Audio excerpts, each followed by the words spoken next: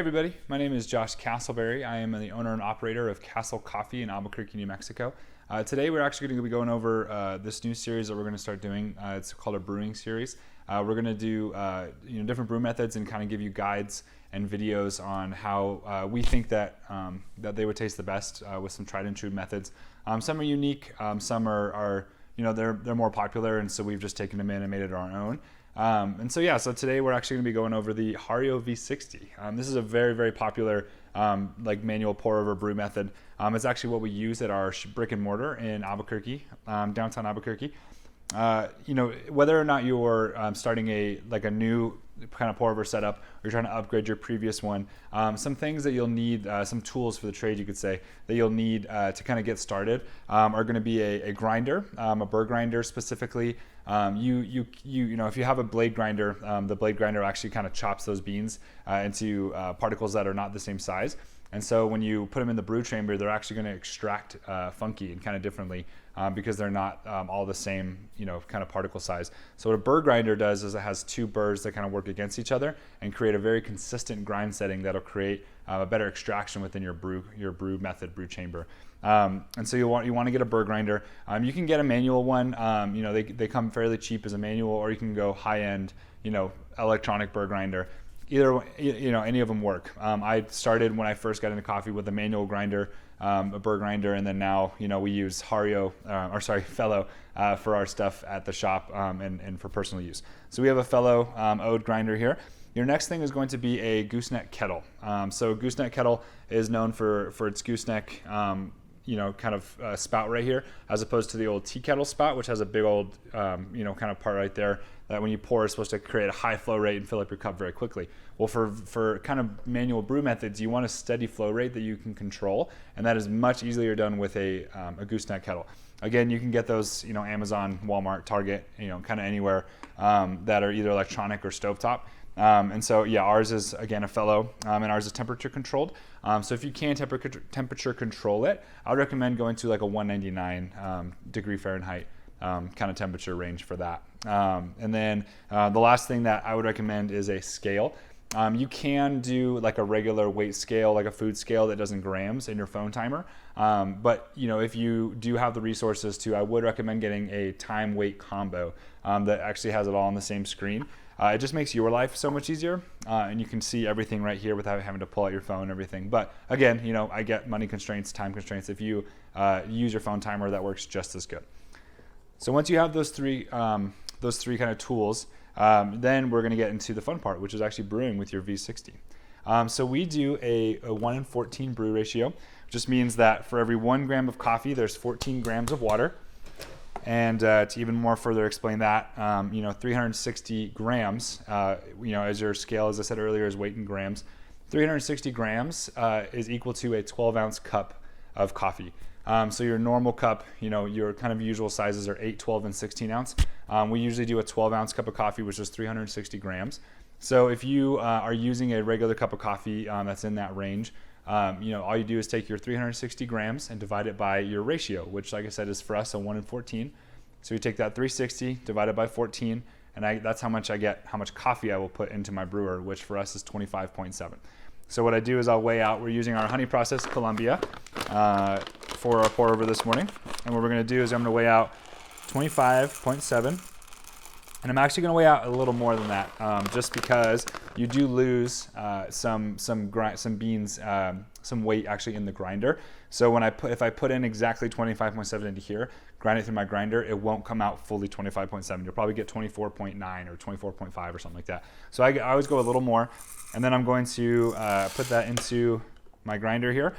What I would recommend for you before you get super into like brewing and brewing a ton of coffees is kind of finding your baseline. And what I mean by baseline is your ratio and your grind setting that you have liked previously, or if this is your very first time brewing, then you can kind of base it off our baseline. But our kind of Ode grinder, when you do a V60, you want to go to a little finer. It's like medium fine, but more on the finer side. What our baseline is 2.0 grind setting. So that is obviously not universal. If you have a Baratza, if you have other brands of grinders, 2.0 is going to look very differently on those grinders. So what you want to do is kind of start with a finer to medium fine grind, and work from there, right? And so for us, like I said, it's a 2.0. That's our baseline. From dialing in this coffee previously, we found that we actually need to go a couple notches finer in order to get what we thought tasted good. And that's just because coffees are, so different from bag to bag. So you cannot have your same brew method for every single coffee you ever buy and make it taste the best that it can. You obviously can brew every single coffee the same with the same parameters, but some are going to taste better than others, and that's just because every coffee is so different. They're roasted differently, grown at different elevations, different moisture content. All that stuff comes into play. So for us, when we dialed in this coffee, like I said, a couple notches finer. So I'm going to go a little finer on this one, and we're going to grind this coffee.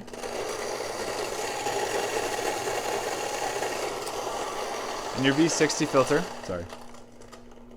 Your V60 filter is going to come like this with a perforated edge. What you're going to do is you're actually going to fold along the lines of that perforated edge there, and then you're going to open it up and push that perforated edge against the other side and kind of seal it there so it holds it open like that.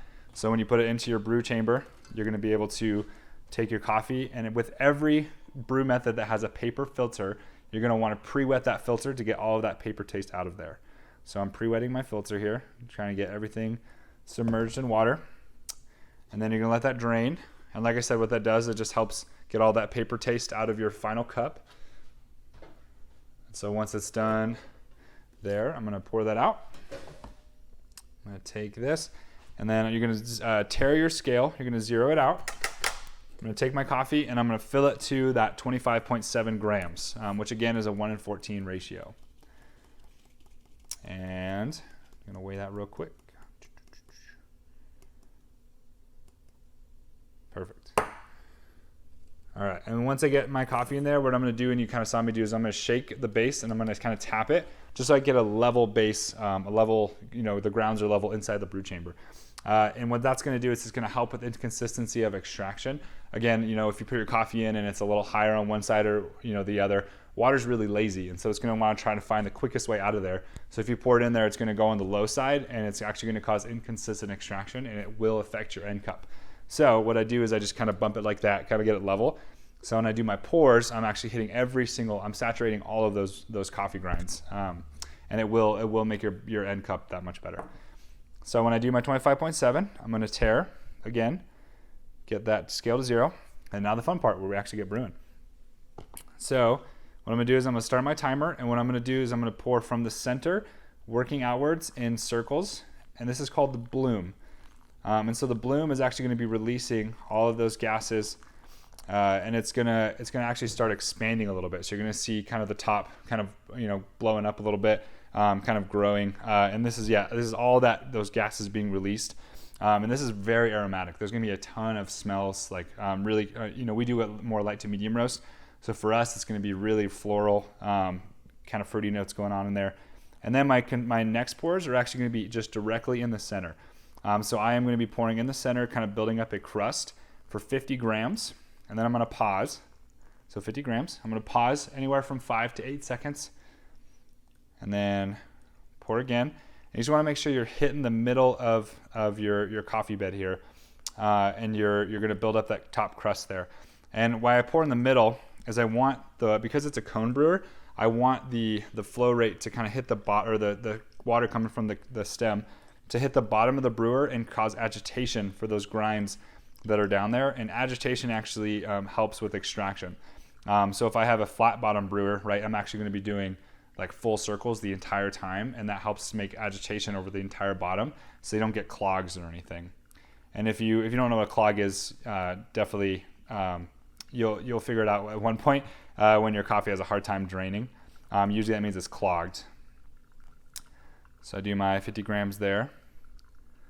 And then this is my second to last pour, where I'm going to pour my 50 grams to 300. And you should be around this point, around a minute and 45 seconds to 150 seconds. And then your final pour is going to be just like your bloom, where you're going to break that crust and go from the middle and make circles outwards to the outside, just breaking that crust that we have just created to 360 grams. So 360 grams, as I said, is that full 12-ounce cup. And when you're done doing that last pour, you're actually going to do a little circle, and you're going to help get all the coffee that's built up on the sides, and you're gonna help get that back into the base of the brew chamber. Coffee is gonna want to stick to the side of the filter, and when it drains, that coffee is just gonna continue to like cling to the side until you get like a really inconsistent, like, you know, it's kind of like cave to the bottom. And so when you do that little circle, you're getting all that coffee around, and it's gonna create a flat bed when it's done brewing. And so we try to aim for 2 minutes and 40 to 45 seconds. Kind of your low ends, and then it can go, you know, anywhere above that. But I'd say if it goes longer than 3 minutes, I would say probably taste it and check to make sure it's not over extracted.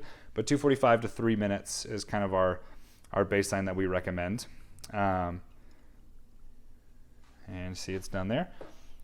And it's done not when the bed looks dry, but when you lift up the filter and you actually see water still coming from the bottom. When that comes to dripping, that's when it's done. So if you see the water reach the grounds and then it looks dry, it's probably not done yet. Wait a second, see if it's still kind of dripping from the bottom. And once it's, or like coming out from the bottom, once it's done, once you see little small drips, it's all good and you can take it off. So then you have your full honey processed Columbia V60. And yeah, this one's gonna be really fruit forward, really light floral. And we have it actually on sale in the shop or online right now. But V60s are really, really good at bringing out those really fruity notes and floral profiles. Just kind of some notes on, you know, if you taste it and there's something going wrong with it or something funky, it could actually be some really easy tricks that you can try to help alleviate those. And so, yeah, so if you finish, you know, and a good kind of measure of that is your time that you finish. So if you finish before 2 minutes and 40 seconds, I would actually recommend fining the grind up a little more because that is called under extracted, to where the beans and the coffee didn't actually, you know, extract, or like they weren't kind of brewing together long enough. And so the water was just kind of flushed through really quickly, and it created a fast brew time. And so you want to do is you want to fine up that grind. And then on the opposite side of things, if it finishes longer than 3 minutes, I would recommend possibly coarsening that grind because that means that they actually were brewing too long together, so that it was actually it was taking too long to come through that brew chamber, and that's called over extracted. And so, but again, you want to taste it, and if it tastes kind of funky, if you sense something off, then those are probably two good starting points. And the other way that you can look at it too is if the coffee is strong or weak, right? If you taste it and it's really watery, and there's not a lot of flavors pronounced in there, I would actually recommend making the ratio stronger.